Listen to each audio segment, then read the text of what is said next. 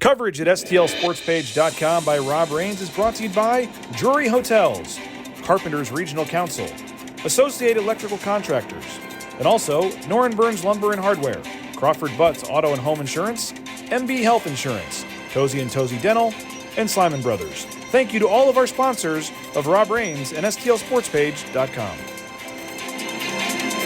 STLSportsPage.com, our continuing Cardinals coverage after the, of course, blockbuster trade. The Cardinals bringing in Nolan Arenado to town, and I know that we had a chance to talk it over with one of the biggest Cardinal fans I know, BJ Rains, and all I know is when we picked you up at the airport and coming home, we didn't see any billboards welcoming BJ Rains to town, but we saw the ones for Nolan Arenado. Yeah, they didn't waste any time getting the marketing campaign going for season ticket sales and everything with Nolan Arenado in town, and it was pretty cool to see. They already had the Photoshop done of him in a Cardinals jersey, just hours after the trade was announced. So, pretty cool. I'll take that. I was expecting the pomp and circumstance for myself. It didn't come, but that's okay. I'm sure it is unfortunate with the pandemic too, having to do the press conference on Zoom and not being able to have people welcoming him at the airport or wherever. I'm sure it would have been a much bigger deal if John Mozeliak was handing him his jersey and all that instead of just having it hanging in the background on Zoom. But he's a Cardinal. It's a huge time for the Cardinals and huge time for baseball. And thankfully, it sounds like we're going to start on time, too, with spring training, so we don't have to wait too much longer, only 2 weeks or so to see him down there in a Cardinals uniform. It's amazing how one move could change your whole perception of reality. Everybody griping and complaining about not only the Cardinals, but the National League Central about a week ago. Their whole entire expenditures out of the division was like $4 million or something on extra players. And boom, with one fell swoop, everybody's got a lot bigger smile on their face. Yeah, it's crazy. 36 hours before it happened, you're wondering, are they going to screw this up and lose out on Wainwright and Molina? What are they doing? Come on. And then you see Jock Peterson's out there and all this stuff, and you wonder what's going on. And then next thing you know, you hear they're bringing back Wainwright, so you start to feel good about that. And then I jokingly told my brother, okay, go get, Arenado, and then you'll be set. And then like 3 hours later, we see the tweet from Ken Rosenthal that, lo and behold, they're talking to the Rockies about Nolan Arenado. So, it's crazy. In 36 hours, I'm sure John Mozeliak and Bill DeWitt's approval rating, went seriously, it probably went from, 20% or something to 80% or 85%. You're not going to find too many people unhappy right now with the Cardinals around here. And if you go back to this time a week ago, with no Molina, no Wainwright, they hadn't literally not signed a player to the major league roster or the 40-man roster. I think they were one of the only teams in baseball that hadn't done that. So to go from doing nothing to pulling off not just a trade, but a highway robbery of the Colorado Rockies to get Nolan Arenado, and it was just amazing. And it is Arenado, right? Correct. That's what he said at the news conference. I've been calling him Arenado in the past, or Arenado. You said people have called him Arianado. There's all kinds of pronunciations, but he did say he doesn't care. But it is Arenado, I believe. So hopefully I can continue to get it right. And the thing about him, too, is he's a name that Cardinal fans have kind of fixated on for a long time. He's as a perfect Cardinal player. You love the way you appreciate the way he plays the game, how hard he is, and a guy as you saw, often. And he joked about it at the news conference that he made a diving stop here, and it was in St. Louis, and he got fans ovations like it was, in Colorado. So he's really excited about coming here. But he's a guy that I think everybody wanted him, but you never really thought it could happen. Yeah. Oh, yeah. He was the obvious fit for a couple of years. And I know last offseason, right, they talked about him when he had asked for the trade, and there was some thought maybe they could pull it off, and then they kind of said it's not going to happen. But I remember there was a day or two last year last offseason where you thought, oh, maybe they could get him. But he just is the perfect fit. They need third base.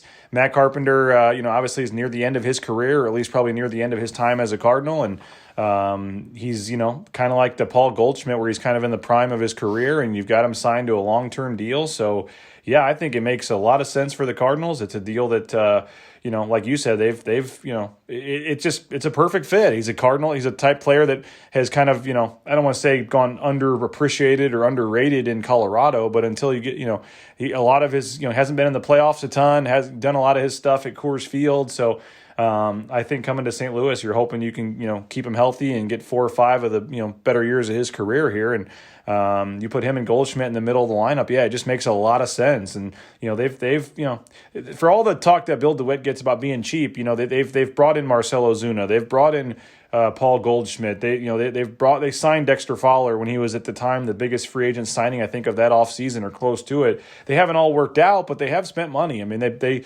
thought the Brett Cecil signing was going to be a signing that would pay off for a multi-inning, late inning type reliever. I mean, it hasn't all worked out, and you can certainly say that they've spent the money poorly at times, but they're not afraid to spend money and try to improve the club and to take on $200 million or whatever it's going to be, 150. What's left on the commitment? 199 going into this year, and then the 15 added. I mean, you're going to get $50 million back from the Rockies approximately. So the Cardinals are probably picking up about $160 million. Yes, I mean that's not the next 7 years, $30 million a year, or whatever for the next 5, 6, 7 years is not that's a pretty big amount of money. Now you could say, well, after this year, you're gone with Fowler, you're gone with Carpenter, and that's what, $30 million right there? Basically 35. They'll basically pay Arenado's salary. Yeah, so basically this year I think that the Rockies are paying most of Arenado's salary while the Cardinals have the dead money, so to speak, with Fowler and with Carpenter. And then once those guys are gone after this year, then you all of a sudden basically lose those two, and you basically trade Nolan Arenado for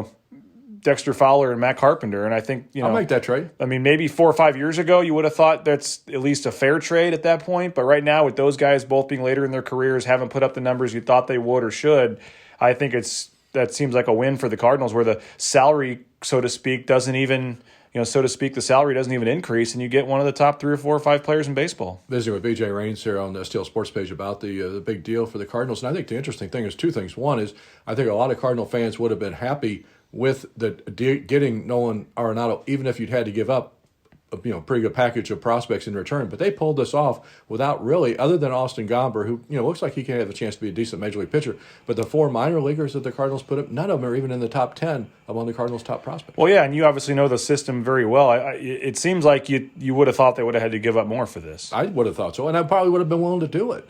Even as much as I like, Nolan Gorman, as much as I like Zach Thompson, as much as I like Andrew Kisner, I think you could have definitely, made a case that any of those guys, should have been in the deal. Yeah. And they weren't. So, again, another credit to John Mozeliak and his lieutenants that they were able to pull this off without having to get up those prospects. And I think the second flip side of that is, and I know there probably were only a handful of teams around Major League Baseball that A, needed a third baseman, or B, could have afforded this contract, not only for this season, but going forward for the next 5 or 6 years. But how many of those GMs woke up and saw who the Cardinals traded and went, well, we could have done that?